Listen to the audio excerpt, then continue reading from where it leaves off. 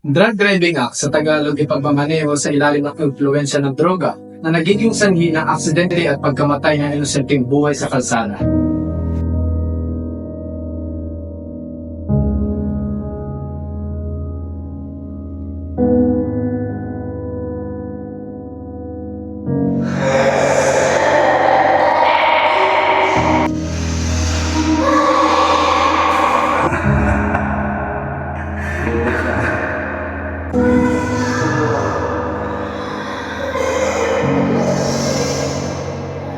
Sa Pilipinas, ang mga kaso ng drug driving ay patuloy na nagiging isang isyu sa kaligtasan sa kalsada. Bagamat hindi gaanong kadalas na binabalita kumpara sa ibang uri ng traffic violations tulad ng pagmamaneho habang lasing, ang pagmamaneho sa ilalim ng epekto ng droga ay patuloy na nagdudulot ng aksidente at pinsala.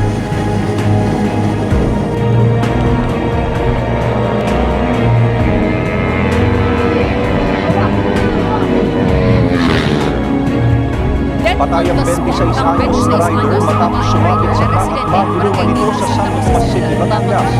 Ang minamanehong motorsiklo sa isang truck pasado alas 2 ng hapon kahapon sa San Tomas City. Pagdulot ng delikado at hindi maayos na pagmamaneho tulad ng overspeeding, pag-overtake sa hindi tamang lugar at hindi pagsunod sa mga traffic rules. Mataas na posibilidad ng aksidente na maaaring magresulta sa pagkapinsala, pagkasugat at kamatayan hindi lamang ng driver kundi na rin pati ng ibang tao sa kalsada. Dahil dito, mahalaga na manatiling ligtas at hindi magmaneho kapag nasa ilalim ng epekto ng droga.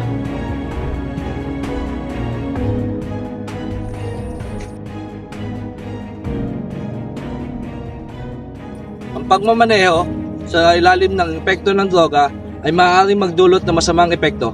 Kasama rito, panghihina ng kakayahan ng pagmamaneho tulad ng kawalang koordinasyon at pagbagsak ng reaksyon. Pagbabago ng pag-iisip at pag-uugali sa pagmamaneho na maaaring magdulot ng aksidente.